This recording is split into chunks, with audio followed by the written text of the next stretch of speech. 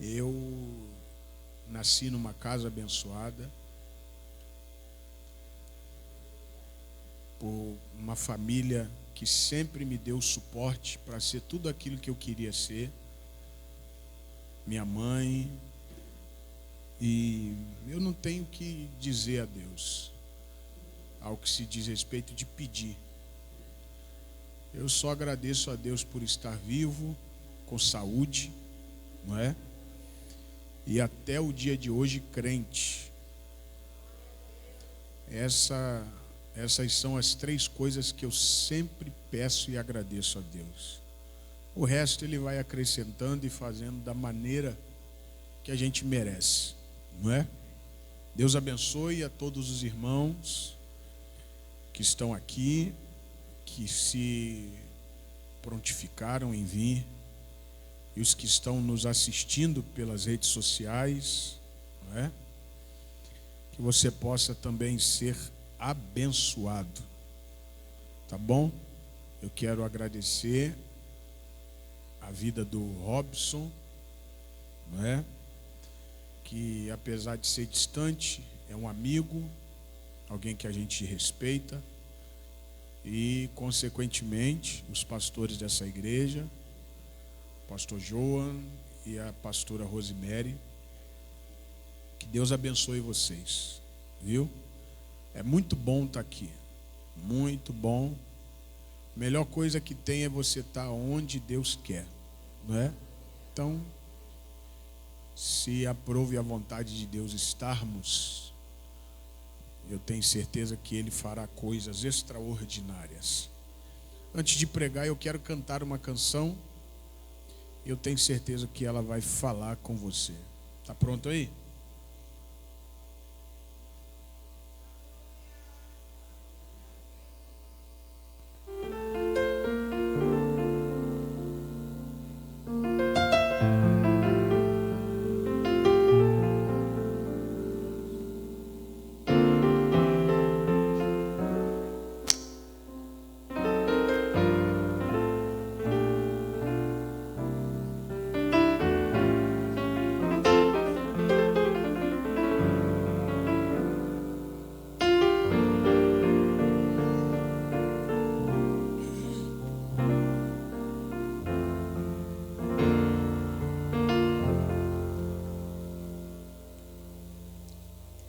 Cristo é meu pastor,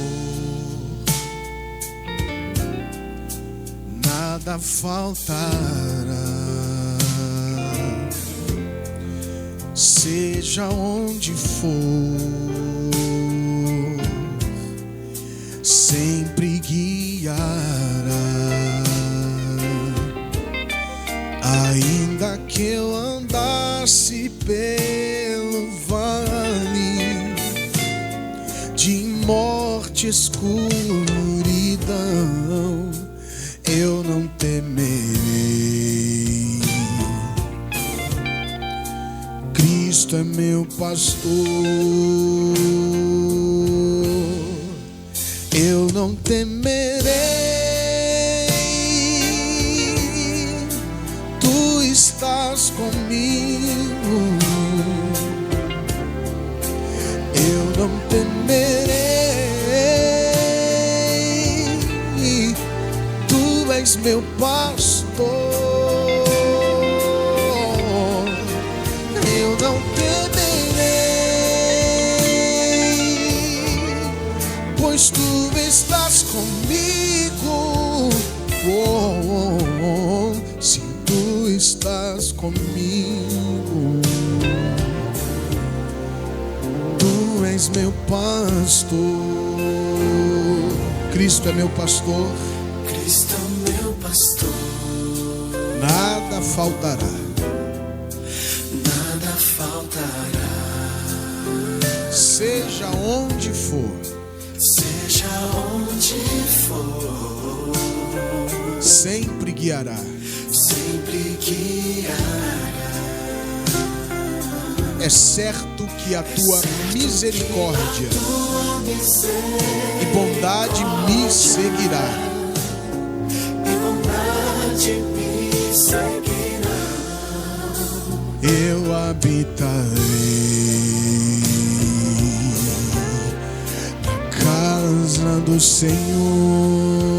Oh, oh, oh, oh.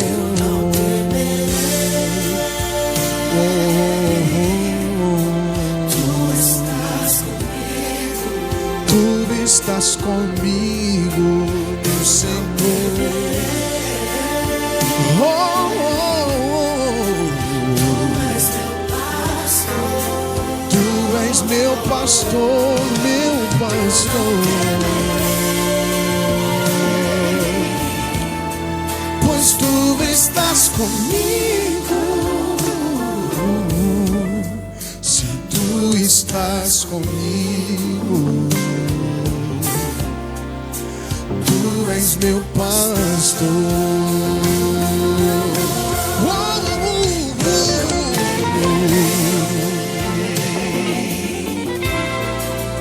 Tu estás comigo. Ele está comigo. Eu não temerei.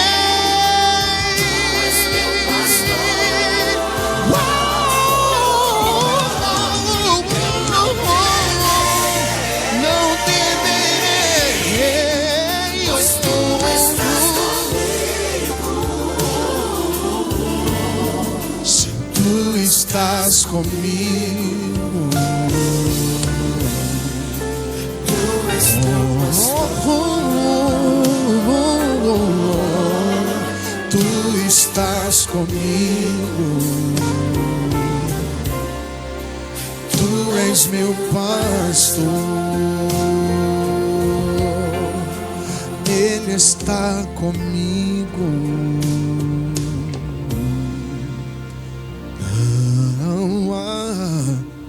O que temer?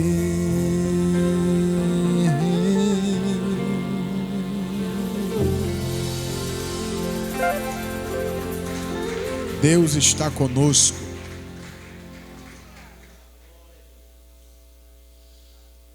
Pode colocar outra.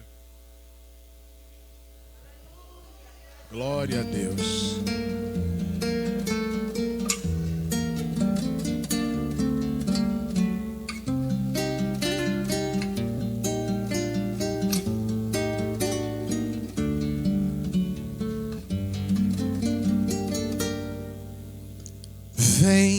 Vem com teu fogo, vem com teu fogo, Espírito Santo, vem queimar. Vem com teu fogo, vem com teu fogo, Espírito Santo, renovar. Os céus abertos já estão para o derramar da tua unção, enchendo os vasos até transbordar. Vem com teu fogo, vem com teu fogo, Espírito Santo, vem queimar. Vem com teu fogo, vem com teu fogo, Espírito Santo, renovar. Já posso ver tua Shekinah tomando conta do lugar, mudando a tudo, nos envolvendo. Como em Atos 2, aviva o teu povo, ó Deus. Vem mais uma vez, acenda o teu fogo em mim. Sopra, sopra. Eu não vou sair daqui enquanto não contemplar tua glória.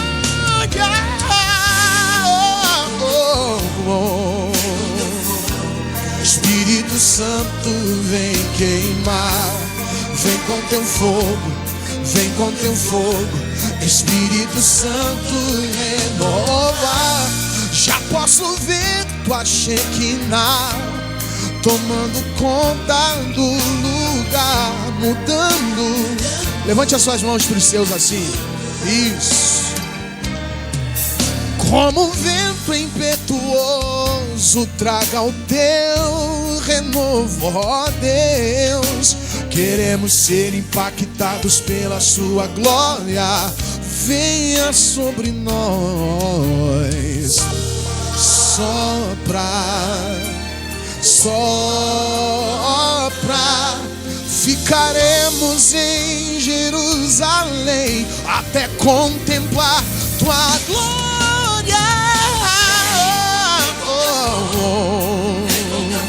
Vem com teu fogo, Senhor, com teu fogo. Vem, vem com teu fogo, vem com teu fogo. Espírito Santo, vem queimar. Espírito Santo, vem e queima, incendeia com poder e com tua glória. Venha viva, faz milagre, traz renovo pra tua glória.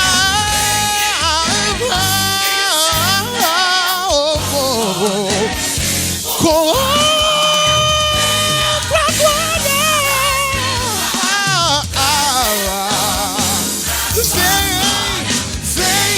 Vem com teu fogo, vem com teu fogo. Espírito Santo, vem queimar. Vem com teu fogo. Receba a presença de Deus aí aonde você está, aí na sua casa. Seja visitado pela presença do Deus Todo-Poderoso, porque Ele é onipresente, Ele está em todos os lugares ao mesmo tempo. Espírito Santo, vem queimar.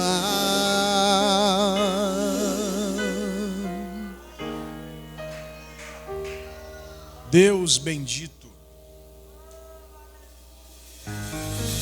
Evangelho de Lucas, no capítulo de número 19. Lucas, no capítulo de número 19, no verso de número 1. Lucas 19, verso de número 1.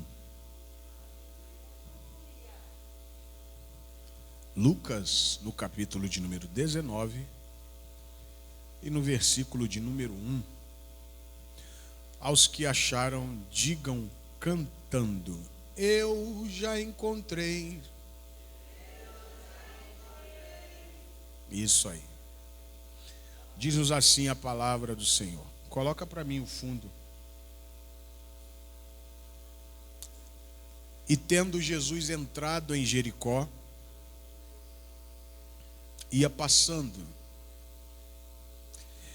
Eis que havia ali um homem chamado Zaqueu,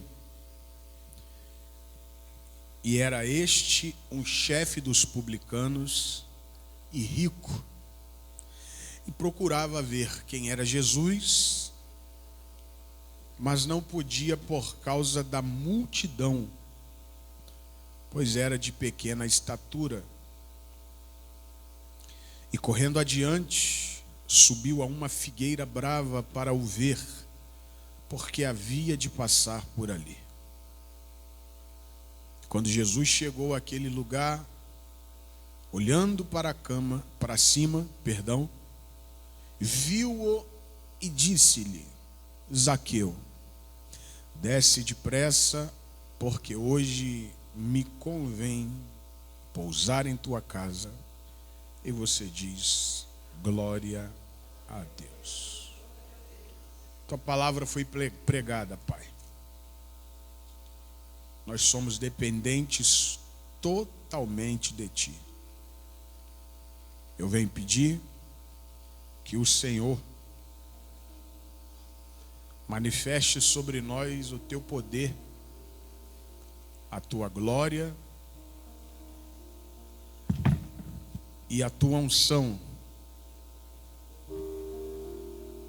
Nós somos, ó Pai amado, Pai querido, Tua casa, Tua igreja.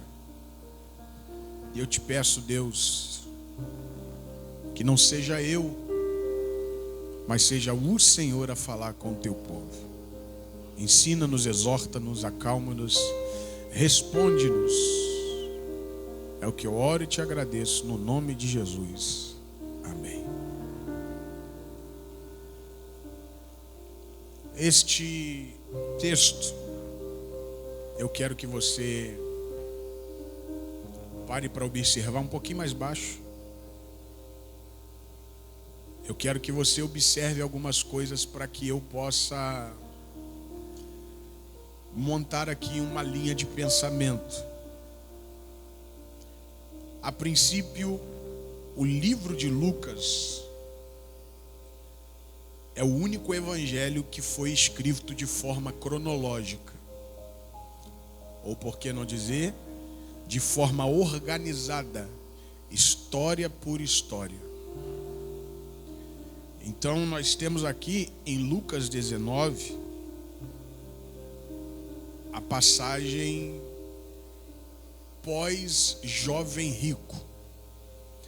Jesus está saindo de um lugar onde ele teve um diálogo com o jovem rico, e a Bíblia diz que o jovem rico abandona Jesus por causa de alguns pormenores. E a Bíblia diz que ele agora entra em Jericó, não é? E existe aqui algumas linhas de observação, e se você quiser acompanhar comigo, Jesus nunca mais iria passar em Jericó. Era a primeira e última vez que Jesus passaria em Jericó. E a gente sabe que, se tratando das coisas de Jesus ou das coisas de Deus, a vida é feita de oportunidades. E oportunidades, elas são situações ou circunstâncias que nunca mais acontecem. Por exemplo, nós estamos aqui em um culto. Esse culto é único. Nunca mais existirá um culto como esse. Vai existir um melhor, mas como esse não existirá, porque é uma oportunidade. Quando se trata de oportunidade divina, é algo muito mais profundo para se mergulhar, para se entender, para se valorizar, para se absorver. Por quê? Porque oportunidade divina, ela é uma só. Se oportunidade é algo único, oportunidade divina é uma só. E é por isso que eu digo que todas as vezes que eu entro pela porta da igreja para dentro, eu faço desse culto como se fosse o último culto da minha vida, sem reserva, sem deixar nada para depois, sem economizar, sem guardar nada. Por quê? Porque a oportunidade divina é única. E se a gente entender isso, nós vamos aproveitar muito mais os nossos momentos com Deus do que nós aproveitamos. Simplesmente porque o ser humano, ele é motivado pelo meio. A gente precisa ouvir alguém reagir para a gente reagir. Porque existem pessoas que são mais influenciadas do que influenciam. E a gente precisa aprender a valorizar as oportunidades que Deus nos dá. E a gente sempre fica se perguntando: por que fulano ou algumas pessoas estão em lugares e patamares que talvez estava reservado para você? E eu respondo: é porque existem pessoas e pessoas. O nível da sua entrega revela o nível da posição em que Deus merece te colocar. Se você guarda para Deus para amanhã, Deus vai guardar para amanhã aquilo que Ele ia te dar hoje. Ah, você não entendeu, eu vou repetir. O grande problema da gente é que a gente espera acontecer para fazer acontecer. Mas se tratando de oportunidade divina, e eu tenho aprendido isso desde quando eu nasci, é que primeiro a gente coloca o pé, depois Deus coloca o chão. Oportunidade divina é relacionado à fé, e fé é algo que você sente, não é algo que você vê. Às vezes Deus não vai falar com você, às vezes Deus não vai te mostrar nada, porque Ele quer ver se você confia naquilo que Ele já te disse. E eu começo a minha mensagem dizendo para você que oportunidade divina é única, nunca mais passa, nunca mais volta. Então aproveita esse culto para dar o seu melhor glória a Deus, para dar o seu melhor aleluia, para dar a sua melhor motivação. Eu sempre digo isso porque o ser humano, ele é movido pelo medo, não pelo temor. A gente mais tem medo do que tem temor. O medo é a incerteza da nossa realidade. O temor é o respeito. A gente tem mais medo do que temor, porque a gente não respeita o Deus que a gente serve, mas tem medo do que vai acontecer.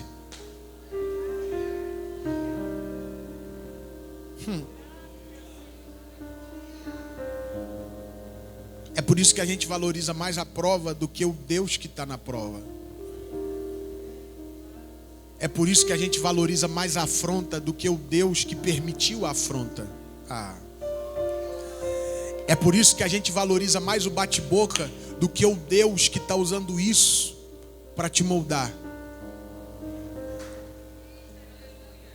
Porque a gente tem mais medo do que temor. A Bíblia diz que Jesus entrou em Jericó, nunca mais iria voltar. Oportunidades divinas são únicas, então aproveita ela.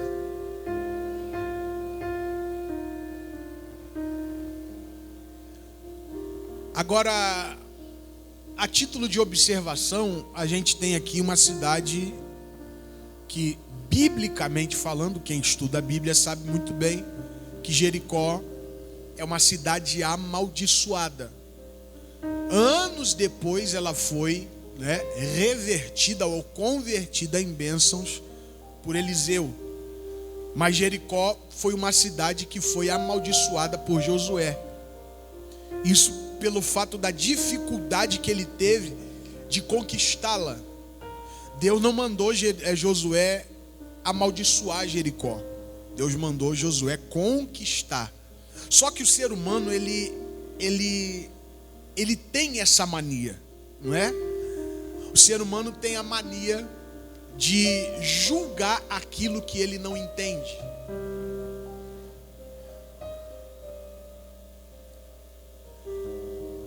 O ser humano tem essa mania de dar opinião naquilo que ele acha que é certo.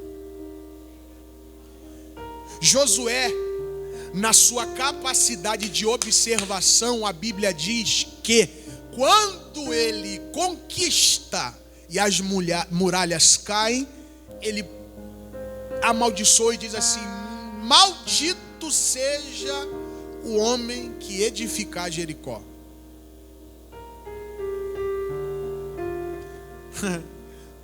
Só que Deus não mandou amaldiçoar, Deus mandou conquistar. E aí, anos depois, milhares de anos depois, a Bíblia diz que Jesus entra em Jericó. E a gente sabe que Jesus é a bênção, Jesus é o sim, Jesus é a porta aberta. Era para você ter dado pelo menos um alê. Vou repetir: Jesus é a bênção, Jesus é a porta aberta, Jesus é a possibilidade de dar certo.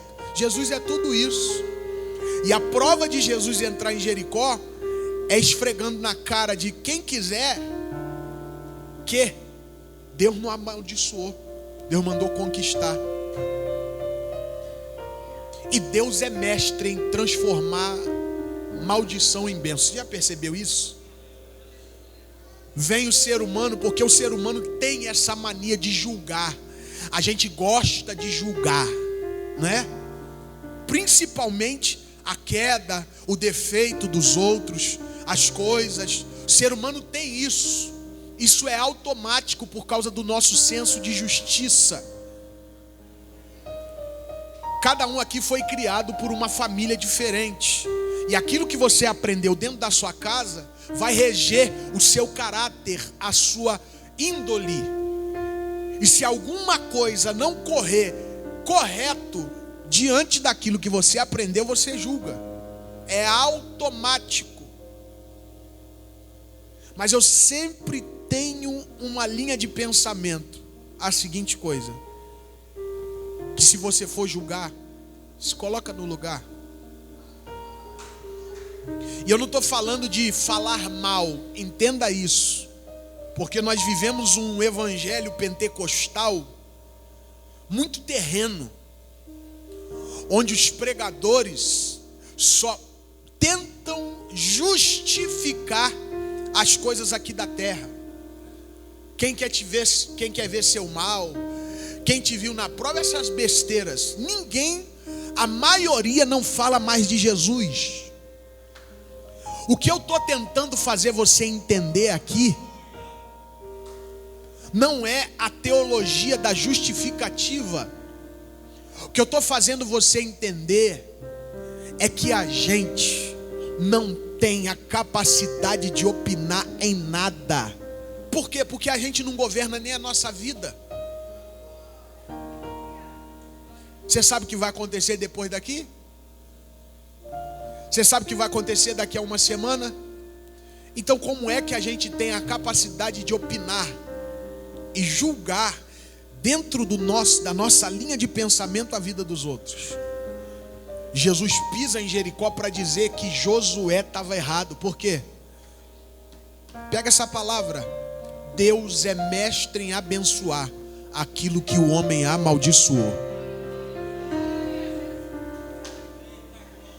Deus gosta de pegar esse negócio que ficam falando, não vai passar, você não vai dar certo, saiu daqui, vai morrer no meio do caminho, você é desculpa o termo chulo, é um desgraçado, uma miserável. Deus gosta desse negócio, sabe por quê? Porque Deus gosta de calar a boca do homem. Eu preguei essa semana uma palavra em Marcos, no capítulo de número 4, a Bíblia diz que depois de Jesus haver pregado, no final da tarde ele disse assim, no final da tarde ele disse, passemos para outra margem.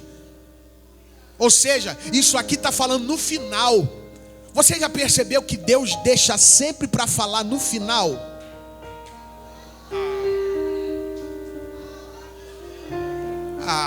Não precisa gritar para você entender isso aqui não. Você já percebeu que Deus deixa sempre para falar no final, pastora? Ele dá oportunidade para fulano falar no começo, para o diabo gritar no meio, para a prova fazer o barulho que tem que fazer durante a situação. Aí Deus bota o pé no final e diz assim, epa! Sabe por que Deus deixa sempre para falar no final? Porque a última palavra sempre vem dele. Era para você ter dado pelo menos um alê. Vou repetir. Deus deixa sempre para falar no final, porque a última palavra vem sempre. Lá, tem gente que já está com a mão levantada aí.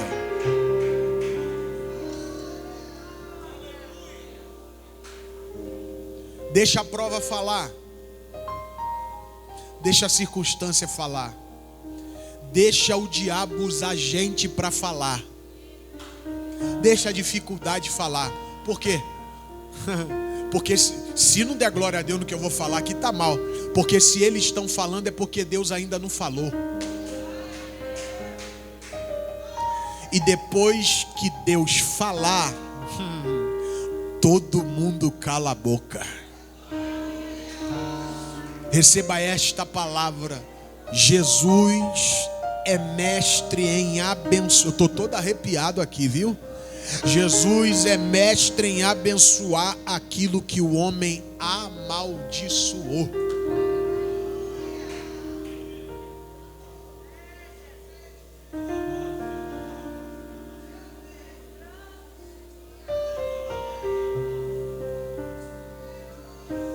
Agora, olha só que coisa interessante. Você já percebeu que toda palavra negativa, a palavra maldição vem de maldita, não é? Quando uma palavra é de bênção, quem pega essa palavra no mundo espiritual é quem?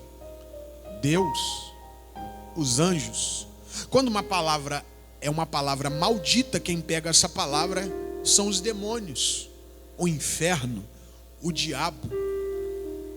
E uma das coisas que uma palavra maldita faz é mexer com o nosso psicológico. Ela entra. Você já percebeu que uma palavra de bênção demora para a gente absorver? A gente demora para acreditar que aquilo é verdade. Mas uma palavra maldita, aquilo entra numa força na sua mente, que você para de comer, para de viver, dorme pouco, e automaticamente para de produzir. E consequentemente as pessoas que também ouvem isso param de produzir. Eu quero ressaltar alguma coisa aqui que está nesse capítulo. A Bíblia diz que ali, e eu afirmo para você, que um lugar mal visto, ninguém quer crescer ali, ninguém. Eu não conheço muito bem esse lugar, mas em todo bairro existe um pior lugar, um setor que ninguém quer estar, não é verdade? Então memoriza aí o pior setor desse lugar. As pessoas, para darem certo, automaticamente elas vão se deslocar para outro lugar, porque entende que ali é jogar pérola aos porcos. Era essa a visão que o povo tinha de Jericó. Ninguém queria crescer ali. Só que a Bíblia diz que ali Zaqueu se tornou rico e chefe. Ah, irmão, eu vou repetir, pelo amor de Deus. Era para você tá virando de glória a Deus aqui. A Bíblia diz que ele não precisou sair do lugar. Foi ali, no lugar onde todo mundo falou que não ia produzir, que não ia dar, que não era, não é? Que ali o lugar influencia, que só vira marginal, que só tem traficante, desculpe o termo chulo, que só tem prostituta, que só tem pessoas que não valem nada. Ali, Zaqueu continuou ali, e ele começou a crescer, e ficou rico, e virou chefe. Eu sempre digo que uma pessoa com uma mente decidida e uma mente sã, não é o lugar que faz ela, é ela que faz o lugar. Irmão, o que eu estou te dando aqui é coisa que eu viro noite, aprendendo com Deus em livros, porque eu sou um terapeuta, eu cuido de pessoas. O que você precisa aprender na sua vida é ter uma mente forte, para não deixar o lugar te dominar. Você precisa aprender a dominar o lugar. Por quê? Porque você vai ser aquilo que você quiser ser.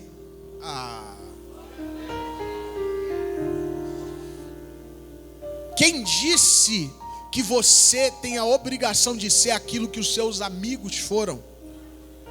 Aquilo que a sua família foi? aquilo que as pessoas ao seu redor são.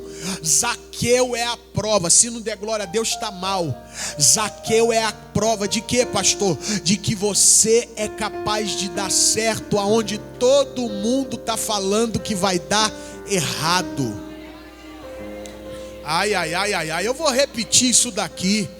Você pode dar certo onde todo mundo está falando que vai dar errado.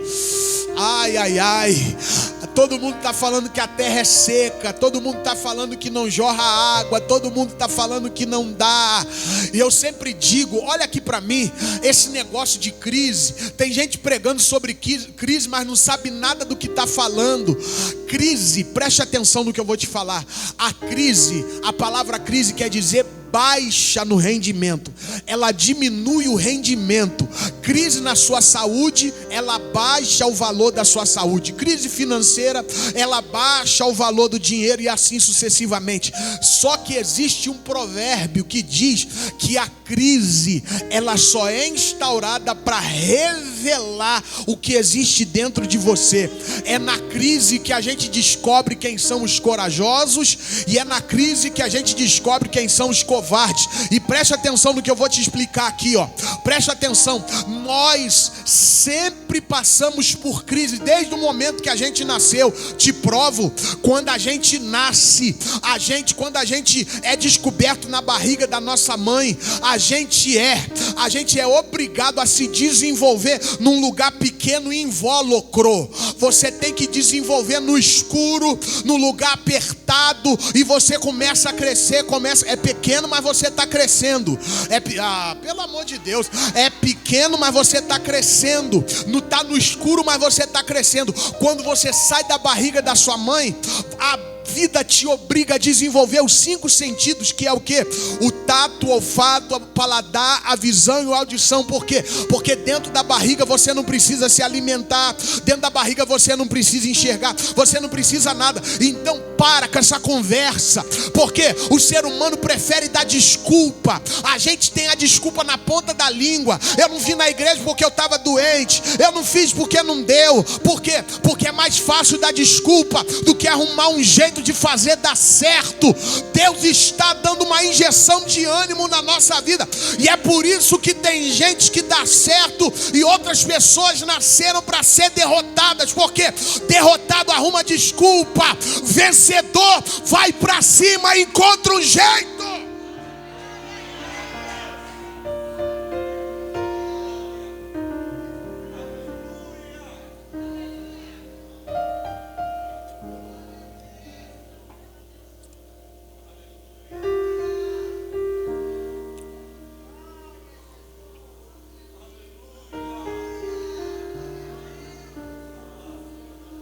Você é capaz de dar certo onde todo mundo está falando que vai dar errado. Ei, está tudo dentro de você. Você é capaz de ser crente aonde todo mundo vive no pecado. Você é capaz de resplandecer a luz onde todo mundo vive no escuro. Você é capaz. Você consegue ser profeta para alguém que está do seu lado e dizer isso para ela, para ele? Você é capaz. Ei, tudo na vida só depende de você. Posso falar uma verdade aqui que vai te confrontar? As coisas para acontecerem não dependem de Deus, depende de você. Porque o que Deus faz é o impossível. E impossível, entenda o que eu vou dizer para você. Impossível é uma porcentagem de 100% 2. Então aquilo que você não pode fazer, Deus faz. Quer vencer na vida? Só depende de você. Muita gente me pergunta. Eu sou de uma cidade muito pequena do Rio de Janeiro, do interior. E eu sou uma pessoa muito resguardada. Eu sou muito restrito não gosto de expor a minha vida.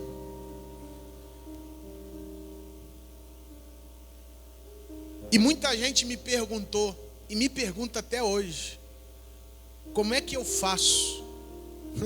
E como é que eu fiz para eu me transformar no que Deus me tornou? Eu só respondo uma coisa: eu fechei os olhos e fiz a minha parte, e deixei o milagre com Deus.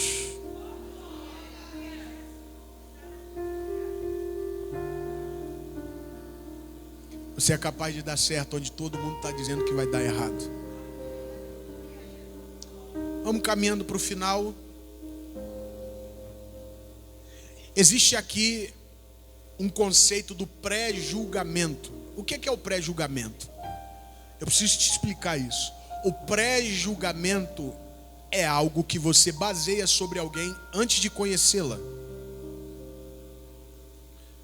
A gente observa isso no texto porque a Bíblia diz que Zaqueu procurava ver quem era Jesus, mas ele não podia por causa da multidão. Os estudiosos da Bíblia sabem muito bem que Zaqueu era chefe dos publicanos. Como Mateus era um cobrador de impostos. Só que a diferença de Zaqueu é que Zaqueu, ele era chefe. Existia uma má fama entre os cobradores de impostos, que eles cobravam 2 vezes o imposto de Roma para ficar com uma parte para si. Então os cobradores de impostos eram mal vistos entre a sociedade judaica por causa disso. Só que a Bíblia diz que Zaqueu vai dizer uma coisa quando Jesus entra na casa dele. Ele vai dizer assim, se porventura eu defraudei alguém, está escrito na Bíblia, eu restituirei essa pessoa. E a metade dos meus bens que sobrar eu vou dividir com os pobres. Só quem não tem ficha suja na praça é que coloca o seu na reta. Zaqueu está dizendo assim, eu não sou o que o povo está dizendo que eu sou. Então Zaqueu não poderia se aproximar da multidão, porque se ele se aproximasse, ele poderia correr o risco de ser morto. Você já percebeu que existem momentos da sua vida que você quer tanto uma coisa, tanto, mas existe uma barreira entre a sua objetividade e você? Tem uma barreira, e você sabe que se você passar por essa barreira para chegar na sua objetividade, você vai se machucar. Zaqueu vai ensinar uma grande verdade para nós, que é o quê? A gente precisa aprender a manter distância das coisas que nos fazem mal.